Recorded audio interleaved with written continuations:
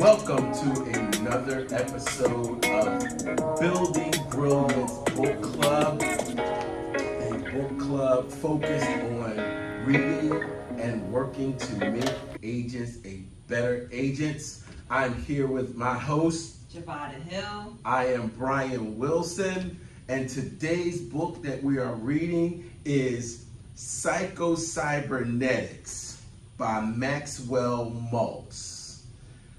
This book, I don't know where to begin. We've read the first 5 chapters of this book. We just started it, and Javada, I have been clawing at the bits because I have been so interested to hear what you have to say about this book. Yeah, I was, what was that, Sunday night? We were playing phone tag, and I was just like, what does this man want? You know, so then we going back and forth, and I was like, whatever it is, I will see him. I will see him. So yesterday I saw you in the hallway, and that was pretty exciting. Like, yes. You were just like, I was bubbling. I had so much to tell you. Yeah, and I love it. And like when he said to listen to chapter 2 over and over and over again. So inside of that conversation, like you attach a happy feeling. Mm-hmm. Whenever you had a happy feeling, whatever that is. And I'm kind of curious to know, what is your happy thing that you were attaching to use that to create something in the future? Okay. So when I was a kid, before my brother was born, it was just me and my mother, right? Right. And as a kid, at that time, my only quest was to make my mother smile, to keep her happy. So I did all these silly things to keep her happy. And every time I would see her smile, it just gave me this bubbling joy inside. So I would work to find other things to do to make her happy. I remember one time in particular, I did this dance for her with her hat on, and she took pictures of me dancing for her with her hat on. Right. And that feeling of just making her happy was everything to me. You know what I mean? She was my whole world. Right. I was like 2, right? You know, and I was the baby. I was the firstborn. So I'm surrounded by all these women who did nothing but love on me. So I didn't know any other feeling except these 3 women, my mother, my aunt, and my grandmother, doting on me. You know, it's Kelly's birthday, so let's do something special for Kelly's birthday. They drove me to North Carolina for one of my birthdays. I was a little baby, so I can't say that I vaguely remember it, but I have pictures of it, of me sitting on the dining room table with my cake and like a little cowboy on the cake, and then she gave me this spotted pig as my gift. I kept that pig for forever. I can't remember how long I had that pig for. But those are the memories that I use now as joy to propel me forward. I mean, I got so many, it's not even funny. But that was the core, and that really didn't come to me until this morning. I won't lie to you. That memory just came to me this morning. So is that why we were like inside of Kelly Price this morning? The Kellys?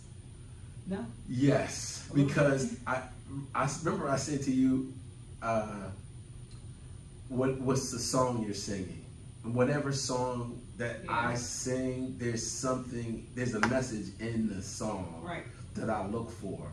And for me, it was Counting on Joy. Right. That was the thing that was constantly playing in my head. I got it. Counting on Joy. So I use that to propel me forward.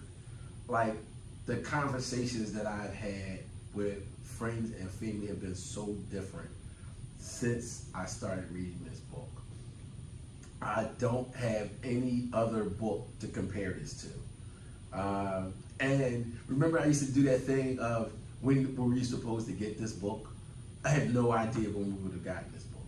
Like, you wouldn't have gotten it in high school. You wouldn't have gotten it in middle school. You certainly wouldn't have gotten it in grade school. Maybe in college, somewhere, but where, I would never know where. Like, somebody would have had to say, to stop you on the street and say, read this book. Do you know what I mean? Like, something would have had to happen in your life. I think about key points in my life where something was said to me, a message was delivered to me in some way, shape, or form by somebody that ignited something else. A perfect example was Japanese. I was at Temple and I had a deficiency in Spanish because in high school I used to hooky. I hookied a lot. Like, I hooky so much my Spanish teacher didn't even know who I was. Don't even ask me how I graduated. But when I got to Temple, Temple was like, oh, you have a deficiency in Spanish. I was like, well, what does that mean? They were like, well, you gotta go back to high school and then take high school Spanish. You've gotta pass it. Then you gotta come and take a test with us for Spanish. And then we'll let you in the Spanish too. I was like, that's ridiculous. I'm not doing that. So I said, what's my other option? They were like, take another foreign language. So I said, okay, I picked Japanese. Out the clear blue, I picked Japanese because my friend at the time, his brother was studying Japanese. And I was like, okay. So now I'm looking at these small whispers of hints that led me to bigger things. Like, the whisper of take Japanese led me into sitting in a Japanese class, totally nothing to relate it to, nothing at all. I sat there for 2 semesters trying to really get Japanese down. And then I thrust myself into Temple University, Japan. Like, I really fought and clawed to get in it because I wasn't the best student and they had to make some concessions for Brian. But Brian was going to Japan. That's all Brian knew. Brian was going to Japan. And even the trip to Japan was an experience because I didn't go with everybody else. Like, everybody left in a group. I didn't find out I was going to Japan, that I got approved to go to Japan until 2 weeks before I was supposed to leave. So I had 2 weeks to get everything together, get my plane ticket. I didn't get my plane ticket until the day before I left. And I only got it because I had to drive to Trenton to get the tickets. I had to get my passport because I had to get a student passport.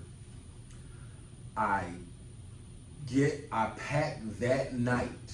After coming back from Trenton, I got back to Philly from Trenton like 6 o'clock. I started packing because my flight left from Philly at like something like 10 o'clock in the morning. I go down, I run into my brother before I leave, so I got to see him before I left. I get to the airport, I get on the plane flies me from Philly to Michigan. We go Michigan to Japan. I'm in the air, everything changes. Everything flipped over to Japan. I get to Japan, land, and everything is in Japanese. Now, my 2 semesters of Japanese did not prepare me for the culture shock that I was walking into of being in Japan. I landed in Japan like 7 o'clock in the afternoon their time. And it took me 4 hours to figure out how to get from the airport to the dorm. And I mean, I had the wildest experiences in those 4 hours getting to the dorm. But I get to the dorm and there's my friend, the one who told me to take Japanese, sitting in the dorm waiting for me with a bottle of beer. It couldn't have been more perfect that was my introduction into Japan. And then the whole experience after, I was like, yo, this is so freaking cool. I think of all of those little steps, the little things that I said yes to, the opportunities that I opened myself up for, everything that it showed me the whole experience of it. I was so glad that I said yes to it, because I really didn't think I was going to be able to go, because like I said, I wasn't the best student. And I was like, they're not going to let me go, because me and school were not the best of friends. All I did was argue with teachers and fight. So I was like, this is probably not going to be good for me. But I believed that I could get there. I believed with all my heart that I was going to be in Japan. And that's all I knew. That was all my focus was, no matter what obstacles came up. Even going to get the freaking tickets at the last freaking minute, I went through all of it. And I applauded myself. You know what I mean? I was the only one that really gave myself a pat on the back for actually making it there. Like, I called my mom because I was so excited that I'm here, I'm Japanese, you know? I had the best freaking time the whole time that I was there. So this book really helped me find those happy moments. Like, I overlooked them. Do you know what I mean? Because it was just like, man, that happened. But now it's like, whoa, that really happened. You know what I mean? Right. It's that kind of joy now that I have associated my past experiences with.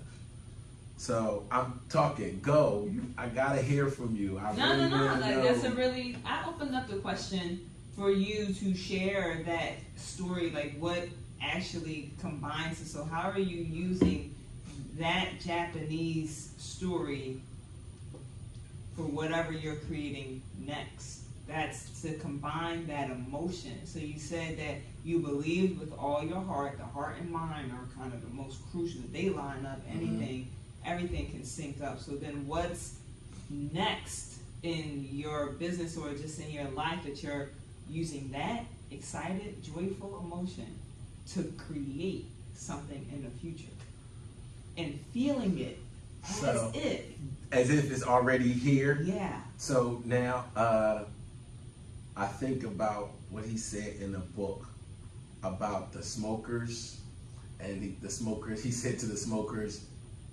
don't try to stop smoking, just don't smoke today. Yeah. Right? Yeah. So I said, okay, then let's just count today and look for the joys in today. So now I find myself going through my day laughing, because the littlest things will bring up memories of something that happened in my past, and I find it hilarious. So I'm walking through the street, I'm walking through my day just laughing, because I see all of the correlation points now of things that happened in my past and things that are happening to me right now, and connecting the two. And now it's so easy now that I see them. I thought about, this book took PQ, positive intelligence, and it didn't put my saboteurs in the passenger seat. It actually made me talk to them. You know, now I had to have real in-depth conversations with my fears, like, what are you afraid of? Why are you afraid? Where did the fear come from? Where is this rooted? Where is it rooted? Like, really just pick it up and look at the roots to understand the source, the origin, and really study it and look at it. You know what I mean? Yeah. To really dissect it. So now I've taken this book and what was the other book? The Obstacle is the Way, and used The Obstacle is the Way, the fears of the obstacle, and now I'm literally going through them. Like, all of them. I think about, what was the thing that I really loved growing up? It was being a businessman and writing.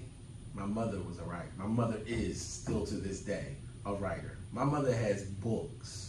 Like, she's unpublished, and I think that's a loss to the world, because my mother is such an eloquent writer, and speaker.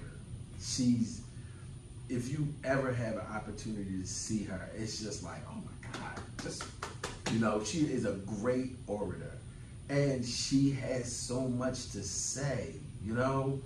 Like, my mother should be a pastor, but I think there are her own fears that are probably blocking her and preventing her from going there. But it does not stop her from writing.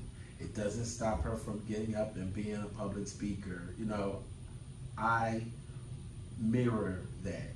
I mimic her and the things that I know she's passionate about. I adopted some of her passions. I hid them because somebody said to me once, one of my family members said to me, "You're just like your mother." And I thought that that was a negative. And I was like, the way they said it, it was like a dagger. And I took it that way. So I worked hard not to be like my mother. Do you know what I mean? And I was like, well, that's stupid. You know, what's wrong with mom? Mom is great. Mom is exceptional. So I found all of that in this book. Like, we should have read this first. Nah, I think that it totally takes something. What I'm getting is relax inside of whatever you're creating. And I hear like Brene Brown, like, don't shame or guilt whatever is there. And you're sharing, like, I heard like something to prove, little baby, something to prove. Like you said, your mom's a writer and stuff, but she doesn't share it with the world. So then it's like, you're an orator and a great speaker. So you're like, oh, I'm going to share with the world. And then whoever said that, like, you just like your mom, you kind of was like, it seems as if, I'm not putting this in your space and saying that's just what's up, but it seems as if you're like, oh, I'm not just like my mom, I'm going to put myself out there. Right. You know, and it worked for you. It could have just been like testosterone and your own like will and determination, and that could have, you could operate from a place of something to prove, like I'm going to prove you wrong, or something that could be a motivator. That could be a motivator there. That's what I heard, and you can use that wherever. Like someone's, I can use it wherever. You can use that wherever and call forth that energy to do whatever. So now, how do you use it in business? Like if someone says like you can't do that in sales, or you prove them wrong. But not everyone is motivated by proving people wrong. Some people are motivated. Yeah, it's not. Yeah. You get past that. Yeah, and you see it as an avenue to use. Some people you can draw for from that. Some people are like a greater cause, or like being higher than who you know yourself to be. In this human experience, you don't always have to be the person that you wound up being. So that could be a motivator. Fame and status, like that can be a motivator. But then after a while, you don't want to be in the limelight. No, I don't want to have to rely on the external factors for my own personal joy. For sure, because internally it's an unlimited amount. It's a reservoir. I'm the funniest person I know. I'm the funniest person I know, and I spend my day cracking myself up. Right. I think Brene Brown got me to courageous leadership, right? And being vulnerable, because I'm still doing that. Her survey it's a continuous about process. Vulnerability. And Psycho-Cybernetics kind of made me look at courageous leadership and the vulnerability, the fears that I had placed around courageous leadership that blocked me from actually stepping into the suit of courageous leadership and then manifesting courageous leadership. Like, what does that actually mean? What does it mean to me? I like the word block, because I don't know where we got this from, who we got it from, but all you do is block. Like, you have that unlimited amount of expression, and then you can choose to let it in or not, to reveal it or to not reveal it. And in your story about Japan, you talked about like appreciating each part of the journey and relaxing at the point of not so much concerned about the result, and appreciate each and every time the eternal now, Eckhart Tolle. It's funny, now I'm journaling my day now. So now it's not just notes of conversations with clients, it's things that happen within my day. It's happy points that happen within my day. And I'm using like icons. Like, it might not be a whole written sentence, this happened to Brian today. It might be an icon, a funny picture, or something that I put in my notes. So now this book has extended beyond notes from book club. It's the life of Brian. And you sound like you went into the observer mode and looking at yourself outside of yourself.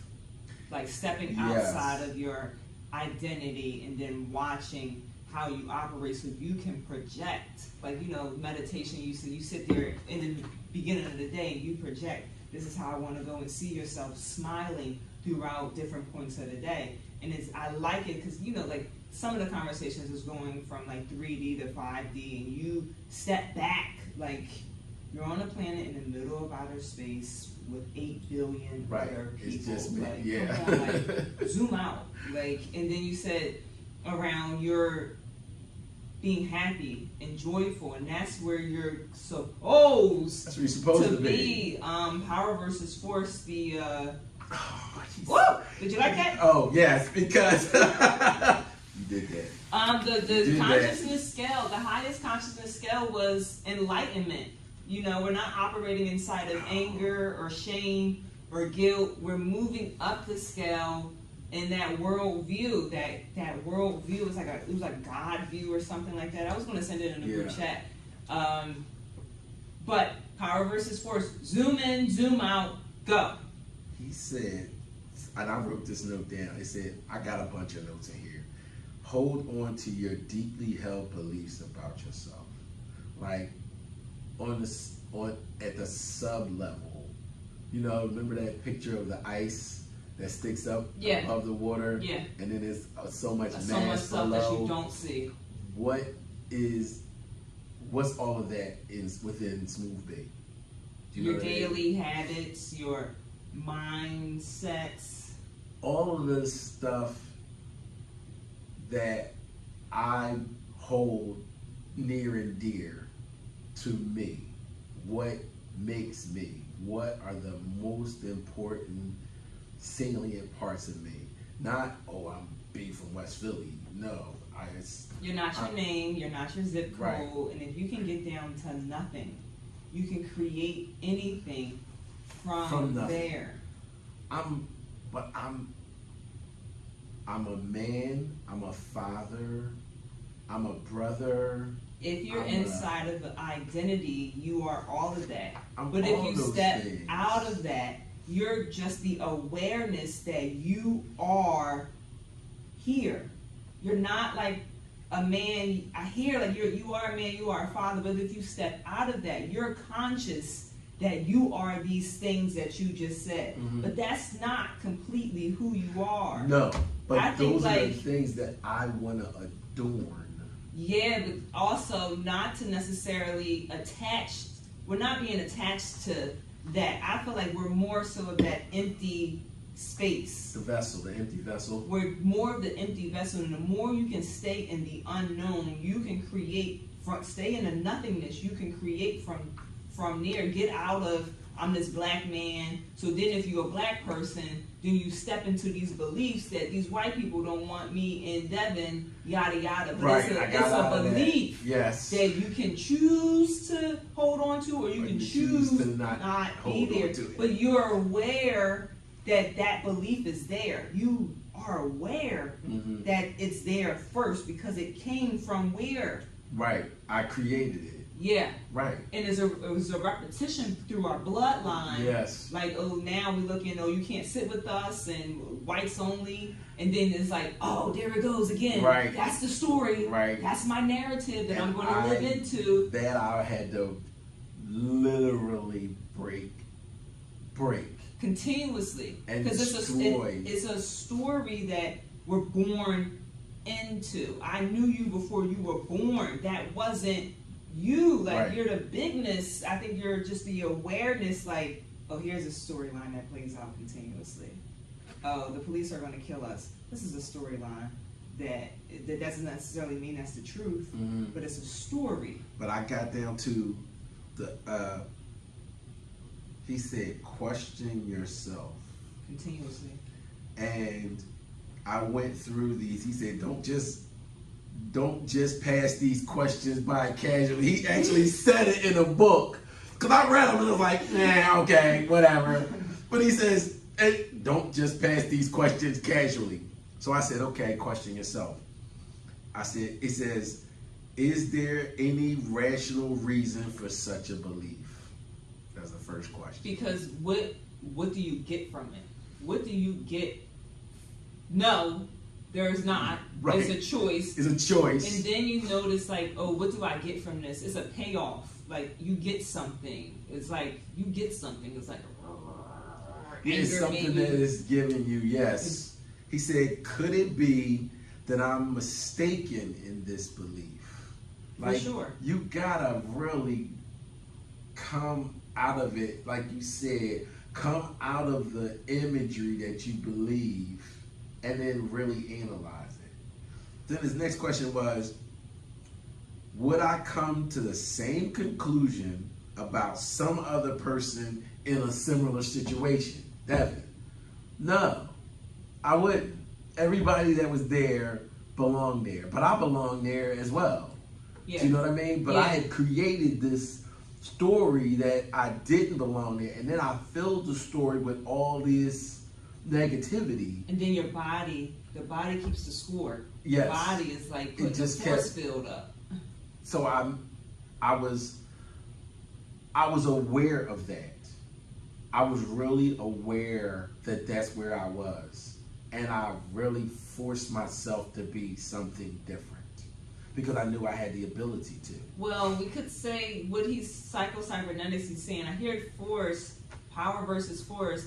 I think Maxwell would say that we should relax inside of the space. He did say relax inside of the space. Because you forcing, you trying to do Well, something. We're not supposed I had to. to break that off though, We're because it was relaxed, like it was on me. It was Yeah. calcified Yeah.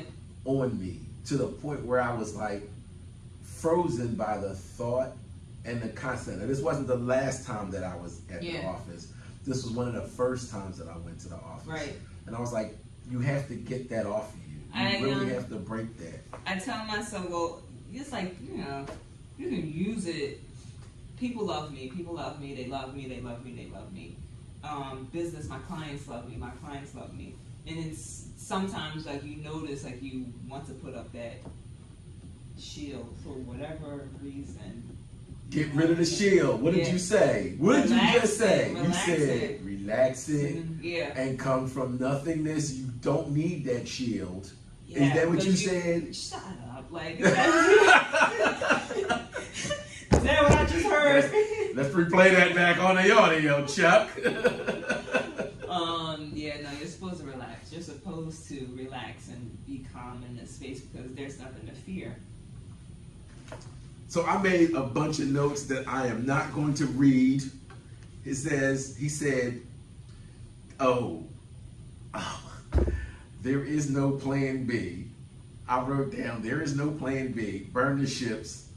All the eggs are in this basket. this is the best path. You know, people love the entrepreneurial path. They say like the American dream is not home ownership, but it's entrepreneurship. The 5 strategies to master something, that David is to.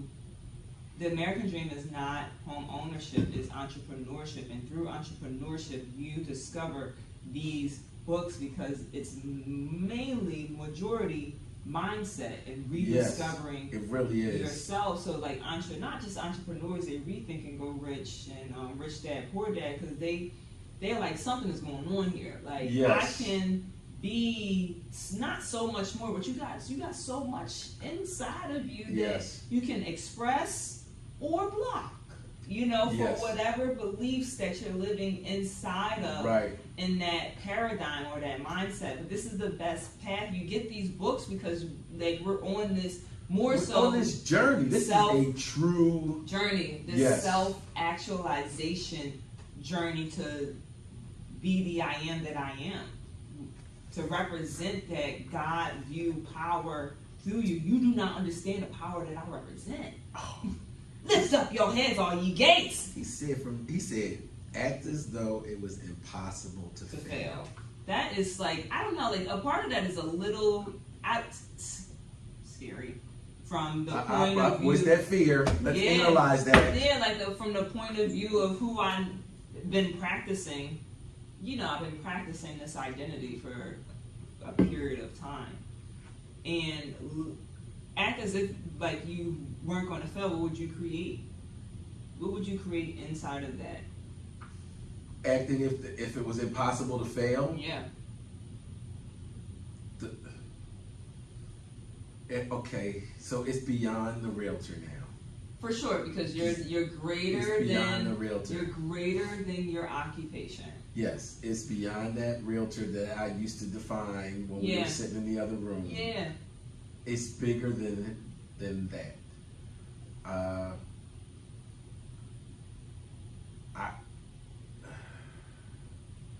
don't want dead air, but the imagery is so massive now. I don't really know how to name it. So I read something the other day. It was like a fear of being engulfed, like you better lose yourself in the music, you know? Yeah. And like you being taken over so much by a higher power that you lose yourself. But who are yourself? Because that's what we broke off. That's what we hewed off anyway. Yeah. Is the story of who we created that we were. Right. So we broke that up. That's no longer present. So now, who are you? He said, I wrote down, concentrate on what you want. No matter the size, allow yourself to be in it and like fully commit to it. Like fully commit to it. You know? I like when people, like, a motivator for me is cause. I guess I want to say cause in a matter, like cause. I like speaking, like the 5 love languages is like words of affirmation, physical touch, yada, yada, yada, gifts. I like the words of affirmation. And I create like YouTube affirmations. Initially it's for realtors, but it's going to expand. I like when people around the world be like, oh, thank you for this from New Zealand. Or like, I was like, wow, you listening to my voice? Wow. Like, that makes me feel like, you listening to my voice? Right. Oh, you all It's over me. here? Me? In India? Little old me. And then, like, you asking me to create videos for this? I'm like, oh, that's pretty cool. Like, that I noticed lights me up. I like when real estate clients call me, and I like when like you can have an impact on the world through your speaking, through your verbal like encouragement, and then using that to at its highest form. Right. Like now I'm like a recording artist. Like now I'm like Look at like we're podcasters, baby. Yeah, like I'm a recorder. We didn't know this was going to happen. Yeah, I'm a voice actor now.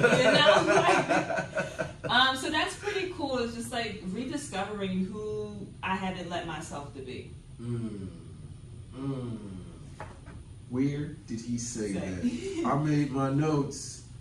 See it from your subconscious mind first. That's not a battle, but you have to continuously hear the disempowering conversations and neutralize it and say, like, I rebuke you, like, I'm not taking that on. I heard that, I'm not taking that on. Like, it's a moment by moment conversation, and then to replace it with a higher, brand new, but you're point. dismantling the X amount of years that you've been thinking that same thought for X amount of years. Like, I feel like I've been doing a much better job of giving myself grace and having empathy and compassion. It's like, come on, Javada, like, you've been reading these books, like, when are you gonna see the progress? And I'm like, yo, chill. Like, there is progress. You're in a perfect place. Right. You're in a perfect You're place. already there. You're already there, and it's like you've been doing these things for so many years. It's going to take some time to like dismantle that conversation. So I completed. I think it was yesterday. What's the day? It's Tuesday. Yeah. I completed my 21 days no alcohol. Good for you.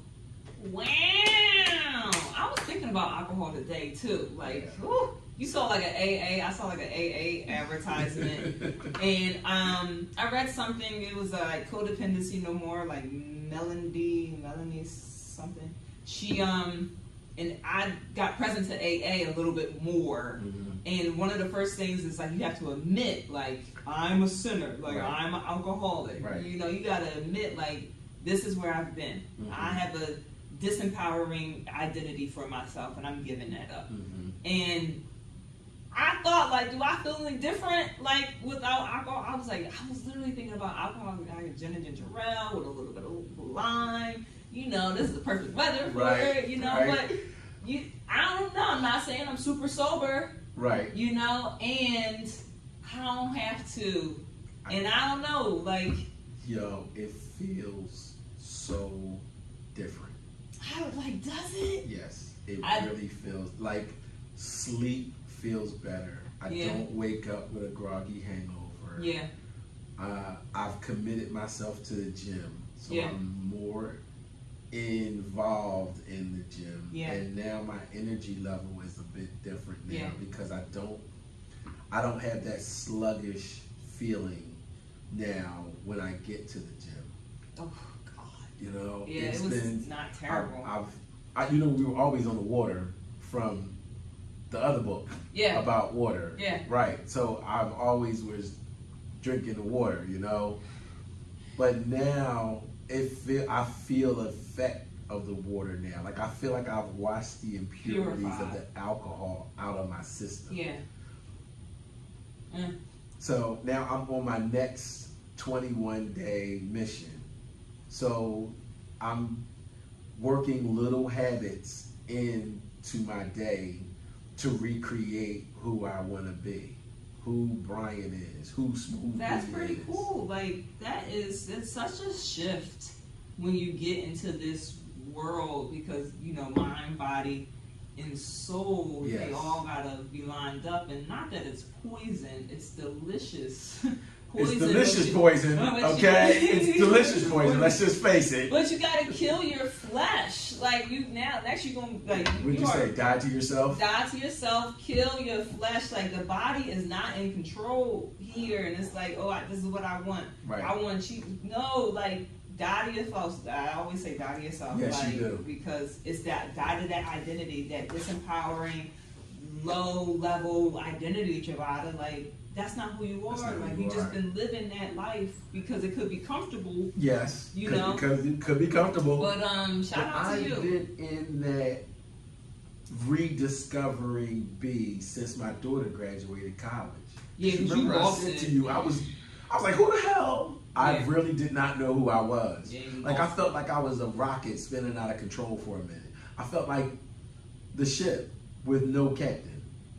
You ain't have a navigator anymore? No, because before my navigation was whatever direction my daughter needs me to be. Do you know what I mean? It was always dependent on somebody else. Yeah. So now who is it dependent on? It's not you. It's not dependent on you.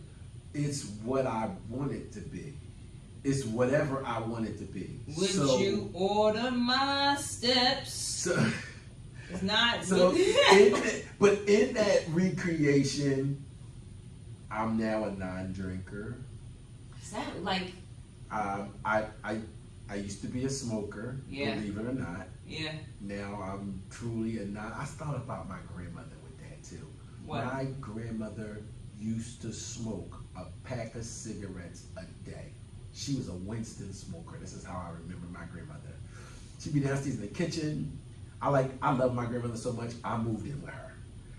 And she would be downstairs in the kitchen every morning, 6 o'clock in the morning, drinking Sanka and smoking Winstons. So that's interesting. So, like, you're probably at this point, like, we wake up, I write down my dreams on my dream journal, you know, and then look at it, and you're like, before your feet touch the ground, if this dream is of you, because all things are good, if it's not, then, like, rebuke it. I don't want it in my life. I had a dream of my mom's sister, we call her, like, Nana Peach, where, like your grandmother, cigarettes. That was like all these cigarettes in this like canister and or whatever, like pot they put it in, clear pot they put it in. And we were going through clothes, like just clothes, and it was a washing machine. And I think I've been listening to like this like Blood Washed song, Ricky Dillard lately. That's like the song that's just been on my heart. And we were washing clothes. So I was like, oh, this is pretty cool. Cigarettes, I think of Nana Peach. And then you just brought up your grandma about cigarettes, you know, and then she wasn't there, but I just felt like that was her house when we were going through the house, but it wasn't really her house. I felt like I'd never seen that house before. And it was all these like clothes, and I've been purging a little bit, like clothes, like people that gave me that I don't associate anymore. Right. I'd be like, I'm throwing your stuff out and I'm getting this out of my house. I want to burn it, but like I'm afraid like the flame is going to get out of control, you know. So I'm just like, set it on fire. Set it on fire, you know. I rebuke the spirit, you know. So by seeing the clothes being washed, like I can completely see the washing machine. I was like, oh, you know, that's pretty cool because I'm purging, clearing my space, and right. clearing like just my blood. 'Cause I'm not stopping drinking, but like where I'm just that, like, so when you just brought up your grandma and like the cleansing aspect of these books, because it's a rejuvenation. I need my blood purified. Yes. My grandmother, she must have been in her 70s. One day she decided that she didn't want to smoke no more, and she put the cigarettes down and never went back. That started with where we started at, in the book where you said, remember the man that was smoking, and you said, don't smoke today. Yes. Don't smoke today. Like moment by moment. That was so amazing to me because we used to drive to North Carolina to get cigarettes for her. From Philly to North Carolina? Yes. We used to, I mean, we were going on vacation, but the last thing she would say to us before we left was, bring me back a carton of Winston's. So we would bring back 2 cartons of Winston's. That was part of our trip of going down to North Carolina. Such a powerful decision because, like, you're breaking a habit cold turkey. And then you got to let your body go through whatever the body is going to go through. And, you know, like, you're thinking about her mindset, though, because it was when you're so definitive, amazing to me to watch her just say, I'm not a smoker anymore. And I still have her ashtray at my house. Ashtray, that's what I still have her ashtray. It's at my house right now today, both of them. But to see her train her mind to say, I'm not a smoker anymore. I'm a free man. And she was in her 70s. Yeah, that's so powerful. Like, she was old. I think she was older than that, honestly, when she decided to stop smoking. Because I was in high school. Like, I had just gotten out of high school. It's a declaration from nothing. It's powerful, and then that's what we can do. Declare over your life. Like, just be. Yeah. You know what I mean? Yeah. Not tomorrow I'm going to start, or You have to start from that, now. Because in that side of that world, what is it, Einstein? Time is an illusion. You think that there's a Monday, Wednesday, 12 o'clock. Where in the world? Like, that doesn't exist. It doesn't exist. It doesn't exist. So then what if did you say? What did that thing say? Time is a construct? Yes. Then you live inside of that construct just to relate. You looking at the clock. Of course. The construct. Then you live inside of that world with zoom in, zoom out. Like, if you're in a galaxy, you don't have that construct. No. And then you get back to like Eckhart Tolle, realizing the power of now, the power of now, and just counted on joy, right? Right. Now, because that's how we started the day. That's how we started this day. Counted on joy. That's gonna be all day, girl. And then it's gonna be all day. It says like, wait with joy in expectancy and anticipation that good things are coming for you, because that is the will, compared to the mind takes negative, like, not the saboteur, but I like how you said earlier where you're becoming friends with, like, chill out, buddy, like the saboteur, like, I got you. You're okay. And then I think it said something around 80% of our thoughts are negative. Then I thought of the 80-20 rule. Make that positive thought prevalent, the dominant thought. And really, if you can stay in this moment, because if you go into the future, it's anxiety, like, it can be it's fear. A bunch of questions. In the past, you're like regretting, why did I send that email? Why did I say this? What's happening right now? Yeah. I'm sitting here and I'm safe and it's fine. Whatever is happening out, I don't know. I gotta be right here. And in this moment, I have perfect peace. So it's 1:15, and you know what we do at this point of the book club. At this point of the book club, we compare and contrast the current book that we're reading with another book that we've read in the past. So, I'm gonna let you start. I'm thinking 48 Laws of Power. That's just kind of what's been shuffling through my mindset lately. I love how the book is like psycho, because you're a little psychotic. A little psychotic. I have to look into what cybernetics mean. It was like the study of robots or something like that. He said it in the back of the book. He said it about a little man on a ship. He said, before the mind can work effectively, we must develop our perception of the outer world, the little man on the ship. He said it. Oh, here it is. When loosely translated from the Greek, cybernetics means a helmsman who steers his ship to port. What was that?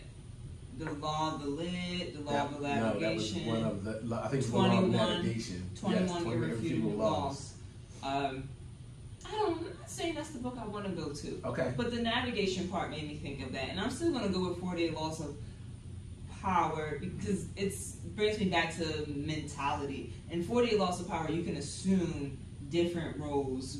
Play the sucker to catch a sucker. You're assuming that the other person, you want them to think that they know more than you, so you can get them. Never outshine the master, law number 1. You're making people think that you're not outshining them. So in this, you're making yourself think that I'm the highest person here. People love me. People want me to be here. Right. Like, and instead of doing the work on the outside, not manipulating your external factors, you're kind of manipulating the thoughts that don't work anymore.